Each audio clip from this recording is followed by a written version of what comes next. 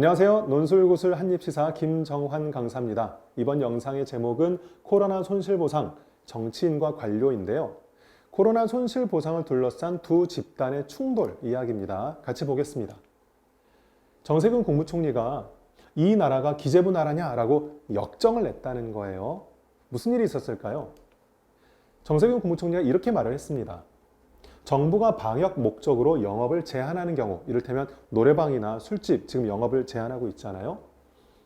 이런 경우에 합법적으로 그들에게 보상할 수 있는 그런 길이 열려야 한다고 생각한다. 이렇게 의견을 냈더니 얼마 후에 김용범 기재부 1차관이 뭐라고 말을 했냐면 코로나 손실 보상을 법제화한 나라는 찾기 힘들다. 법으로 정해서 하는 나라는 없다. 그런 사례가 없다. 일종의 반대 의견을 낸 거죠. 그랬더니 정세균 국무총리가 역정을 냈습니다. 이 나라가 기재부의 나라냐? 이렇게. 헌법 정신에 따라서 그러한 법과 제도가 필요하다는 것이 자신의 판단이고 개혁을 하는 과정에는 항상 저항 세력이 있게 마련이다라고 기재부에 경고를 했죠. 자, 이에 대해서 정세균 국무총리의 입장을 옹호하는 사람들도 있고 관료의 입장을 옹호하는 사람들도 있습니다. 자, 우선 이 정세균 국무총리 정치인이죠. 이 정치인의 입장을 지지하는 내용으로서는 이런 기사가 있습니다. 같이 보시면 손실보상은 민생은 물론 방역 성공에도 절대적인 요인이다.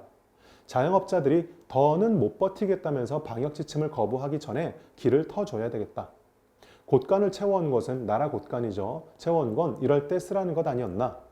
이 절박한 민심을 관료적 타성에 밀려서 외면한다면 그야말로 이 나라는 관료들의 나라일 것이다. 반면 이 정치인들이 무리한 요구를 하고 있다라고 보는 시각도 있습니다. 앞에 있는 이 신문 사설을 보겠습니다. 100조 원 이상 들어가는 자영업자 손실 보전에 대해 기재부 차관이 나랏빛 걱정을 하자 총리는 개혁 저항 세력이라고 몰아붙였다. 그래서 몇 줄 밑으로 내려오면 이 정권은 차마 시켜선 안 될 일까지 거침없이 지시하고 밀어붙인다. 공무원이 이의 제기만 해도 눈을 부릅뜬다. 현실과 동떨어진 정책을 만들라고 지시하고 뻔뻔한 거짓말까지 시킨다. 이 정치인들에 대해서 굉장히 비판적인 논조를 보이고 있습니다. 자, 이처럼 어떤 사안에 대해서 정치권과 관료는 서로 충돌하게 마련이에요. 이들이 싸우는 것이 이상하거나 드문 일은 아닙니다. 왜 그런지 한번 볼게요. 정치인과 관료는 성격이 다른데요.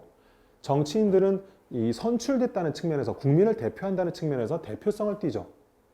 반면 관료는 시험을 통해서 그들의 전문성을 인정받고 또 그 전문성을 키워왔다는 그런 특징이 있습니다.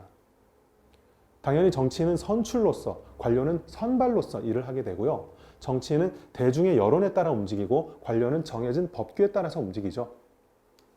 그렇기 때문에 정치인과 관료는 각자의 스타일에 따라서 역할을 하게 마련이고요. 다만 중요한 것은 이들은 국민을 위해서 일을 한다는 공통의 어떤 명분이 있긴 하지만 그 와중에도 각자 자신이 가지고 있는 이익을 추구하기도 하죠. 정치인들은 어떤 정치적인 인기를 얻어서 재선을 추구하기도 하고요. 정치적인 어떤 이익을 노리기도 하고요. 관료는 그 부처의 이익, 부처의 영향력 같은 것을 계속 유지하고 강화하기 위한 자기들의 이익이 있기 마련이죠. 그렇기 때문에 중요한 것은 이들이 상호 견제하고 균형을 이루면서 사회가 움직여야 사회가 건전하게 돌아가게 된다는 점입니다. 다시 말해서 정치인과 관료가 어떠한 사안을 놓고 다툰다면 저들은 또 싸우네. 같은 놈들이야. 서로 밥그릇 싸움하는 거야. 이렇게 부정적으로만 볼 것이 아니라 합리적인 비판 그리고 합리적인 관심을 통해서 이들이 왜 싸우고 무엇을 놓고 다투고 있고 그래서 둘 중에 어떤 견해가 더 타당한지를 합리적인 관점에서 살펴보려는 노력이 민주시민으로서는 아주 중요한 자질이 되겠네요. 그래서 보면 제가 이렇게 한번 정리를 해봤습니다. 오가는 고성 속에 싹 트는 사회발전. 그렇죠. 고성 자체가 문제가 되는 것은 아니에요. 관료와 정치인은 원래 다툼이 있을 수밖에 없고요. 그 다툼 속에서 견제와 균형이 이루어지고 그것이 사회 발전의 초석이 된다. 그러니 우리는 다툼 자체를 부정적으로 볼 것이 아니라 그것을 합리적으로 비판적인 관점에서 관심 있게 지켜보려는 노력이 필요하다. 이렇게 정리할 수 있겠습니다.